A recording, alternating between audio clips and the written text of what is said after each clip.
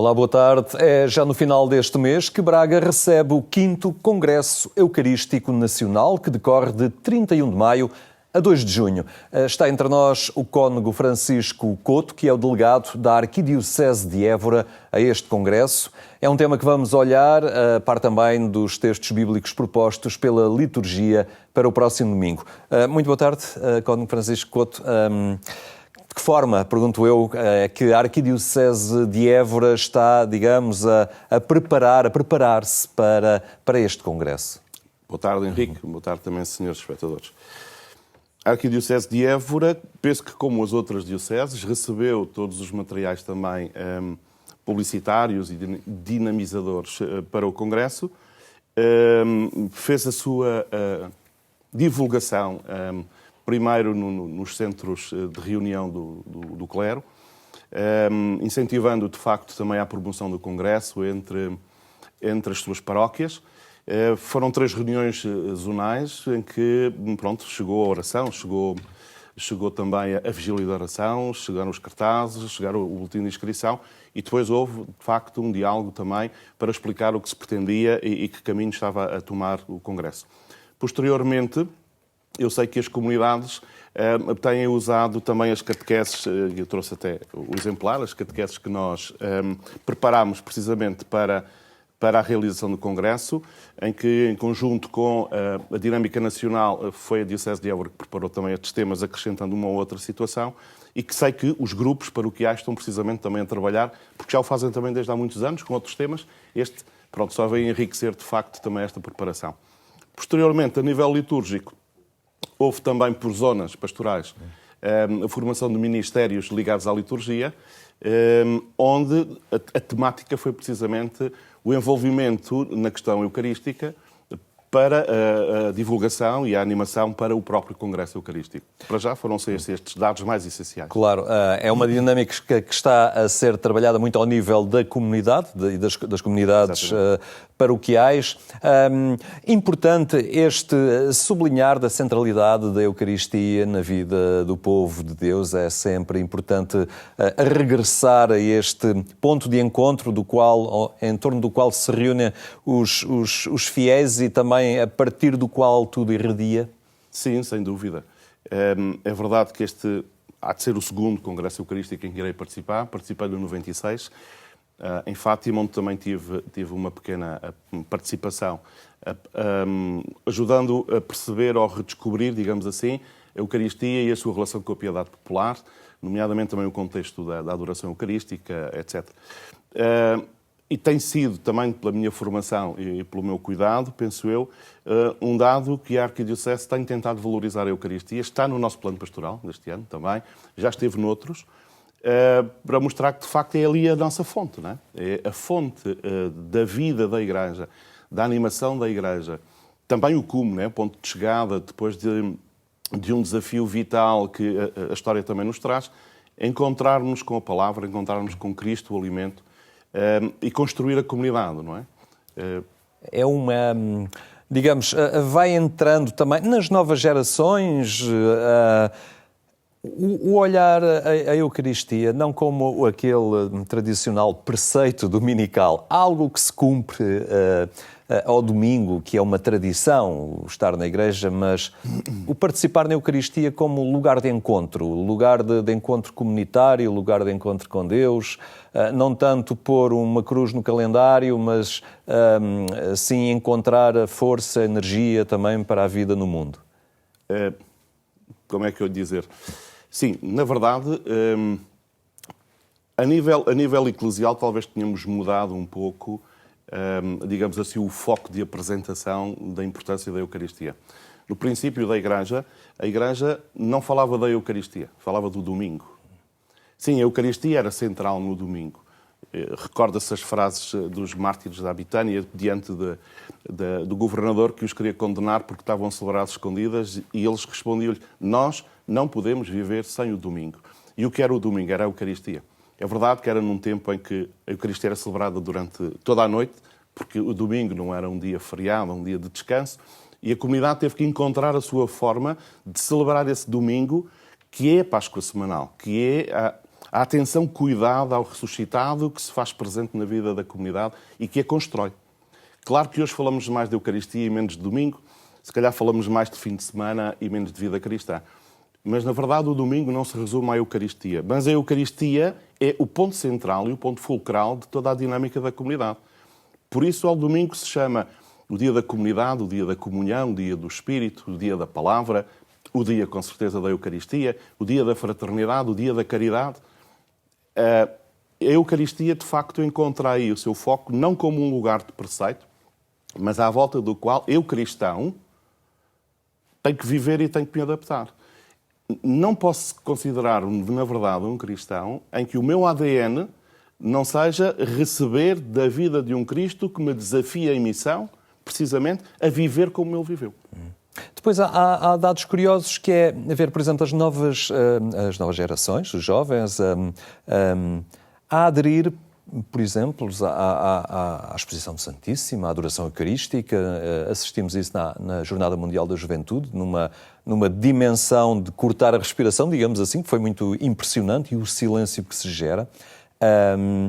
Aquilo que aparentemente seria difícil para estas gerações da velocidade, do ruído, das mensagens curtas, entrar naquele clima, digamos, onde parece que o sagrado se experimenta de uma forma mais nítida.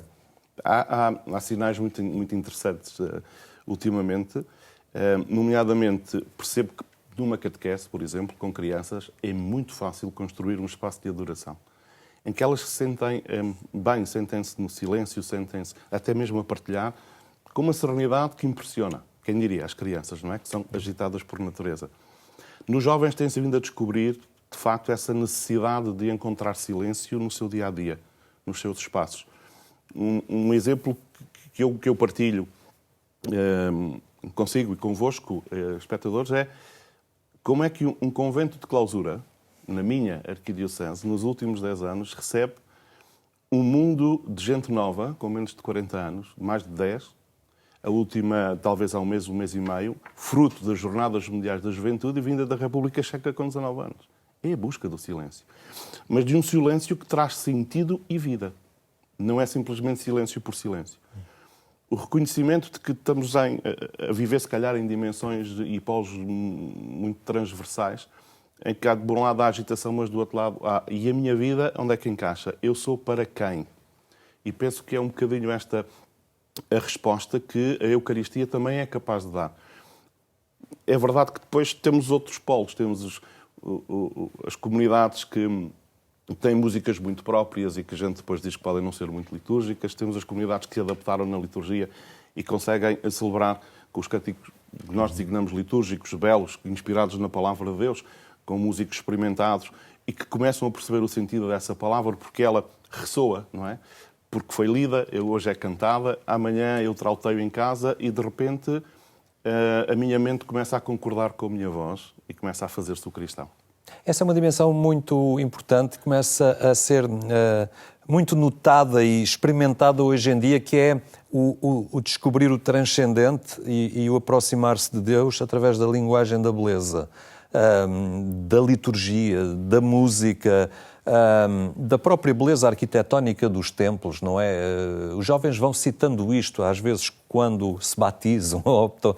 Porquê? Porque aquela decisão e têm evocado esta questão do belo, da experiência da beleza. É importante. Eu diria que estamos a regressar às origens, porque a pintura na igreja, a escultura, a beleza, a decoração, nasce como fonte de catequese, mas também de envolvimento de algo divino, não é? Ou seja, nos sentirmos rodeados do divino, daqueles que já experimentaram o que nós agora estamos a querer experimentar, que já assumiram na sua vida e na sua interioridade que são de Cristo e que aí o descobrem de forma verdadeira.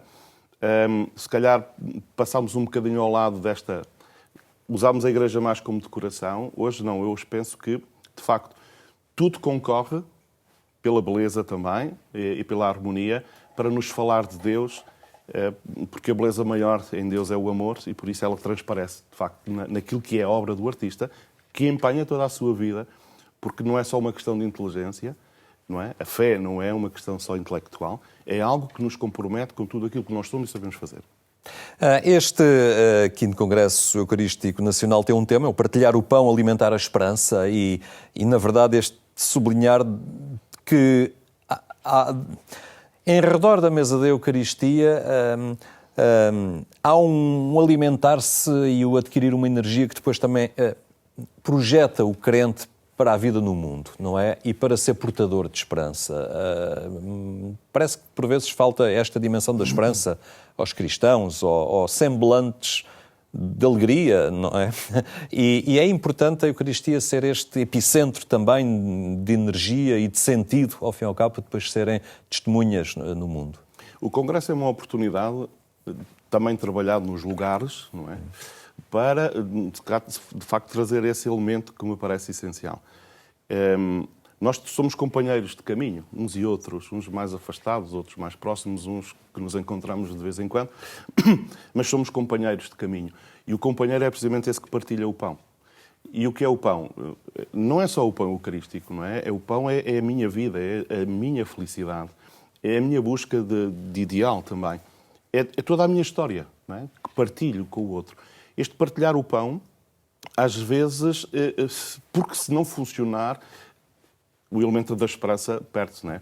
Partilhar o pão e alimentar a esperança é dizer assim, não, eu caminho contigo, eu faço este caminho contigo. E mais que isso, eu faço em Cristo, não é? Que é aquele que está sempre atento para cuidar de nós. Enquanto olhava um bocadinho para esta temática e olhava para o texto que está subjacente, de facto, à proposta do Congresso Eucarístico, que é Lucas 24, não é? Os discípulos de Emaús, e havia-se isso mesmo, aquele Jesus que faz caminho com os discípulos desalentados, desanimados, sem esperança, virando costas a algo que ainda não compreendiam, mas que já estava a acontecer e que não foram capazes de reconhecer Jesus precisamente por isso. A falta de esperança são duas coisas. É a minha história, que às vezes está desalentada, porque se calhar eu esperava algo que não deveria esperar, e a incapacidade de esperar que Deus me surpreenda. E, portanto, se calhar os meus objetivos não são os melhores objetivos. E isso desalenta-me. Enquanto eu não me recentrar na essencialidade, é o que Jesus faz, não é? Ajuda-os a compreender que isto estava previsto e que, se Jesus não o cumprisse, jamais poderia ser reconhecido como verdadeiramente o Filho de Deus. Que Deus, depois, ao ressuscitá-lo, assume que, de facto, Jesus foi aquele obediente e fiel filho que era preciso no meio dos homens, faz com que os discípulos, quando fazem a mesma experiência que Tomé também haveria feito, de tocar a caridade, aí ressurge a esperança. Porque é nos sinais do amor, quando nós os vivemos e os experimentamos, que se traduz, de facto, a força da Eucaristia e a vida nova que Jesus nos traz. Esta é a dimensão da esperança, não é? Claro. Muito bem, temos aí esse horizonte já breve deste 5º Congresso Eucarístico Nacional. Representará também a Arquidiocese de Évora depois no Equador, em Quito, no Congresso Eucarístico Mundial. Mas agora vamos olhar a proposta litúrgica do próximo domingo, o 6º domingo da Páscoa, e vamos começar por escutar o Evangelho. Naquele tempo, disse Jesus aos seus discípulos: assim como o Pai me amou, também eu vos amei. Permanecei no meu amor. Se guardardes os meus mandamentos, permanecereis no meu amor, assim como eu tenho guardado os mandamentos de meu Pai e permaneço no seu amor. Disse-vos estas coisas para que a minha alegria esteja em vós e a vossa alegria seja completa. É este o meu mandamento, que vos ameis uns aos outros, como eu vos amei. Ninguém tem maior amor do que aquele que dá a vida pelos amigos. Vós sois meus amigos, se fizerdes o que eu vos mando. Já não vos chamo servos, porque o servo não sabe o que faz o seu senhor. Mas chamo-vos amigos, porque vos dei a conhecer tudo o que ouvi a meu Pai. Não fostes vós que me escolhestes. Fui eu que vos escolhi e destinei, para que vades e deis fruto e o vosso fruto permaneça. E assim, tudo quanto pedirdes ao Pai em meu nome, Ele vos-lo concederá. O que vos mando é que vos ameis uns aos outros. Cônego Francisco Couto, este mandamento do amor, não é? Esta linguagem que, por vezes, não é fácil aplicar no mundo que habitamos, não é? Onde os interesses pessoais, as conflitualidades, as ambições vão neutralizando esta linguagem, este léxico, que ao fim e ao cabo é o dos cristãos, e por vezes é difícil pôr esta linguagem em prática, em ações. Eu diria, na linguagem atual, é o ADN, não é? E o cristão não pode não amar. Não é uma opção, não é? É vital para que se torne de Cristo e se torne outro em Cristo. De facto, a linguagem também não ajuda. A forma, o conceito, a definição que hoje temos quer do verbo, quer do substantivo, não ajuda, não é? Porque acho que fica muitas vezes preso a uma questão mais física, mais humana, e não tanto daquilo que nos faz sair de nós próprios para encontrar-me com o outro e encarar o outro. Não é? O amor respeita sempre a dimensão da liberdade do outro e olha o outro com um olhar, como dizia o Evangelho, ou como diz o Evangelho, de amigo, não de empregado, de escravo, ou daquele que tem que fazer quanto eu penso.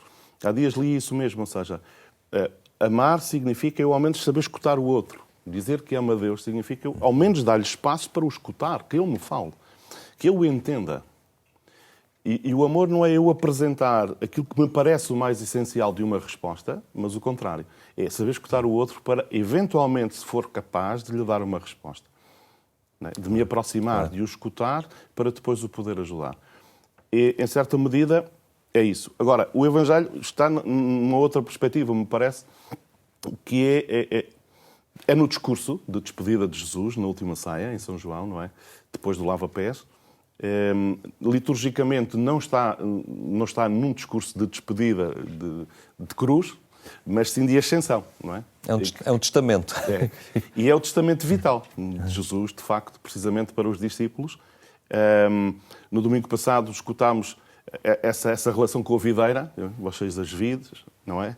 Que estão presas a mim, e hoje é uma repetição, mas noutra dimensão, numa proximidade de amizade e de encontro com os outros homens, não é? Portanto, vê-se... Claro.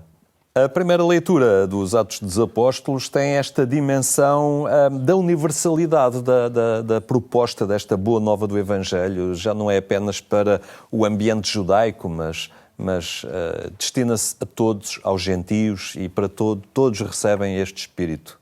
É verdade, e muito antes do designado Concílio de Jerusalém, não é?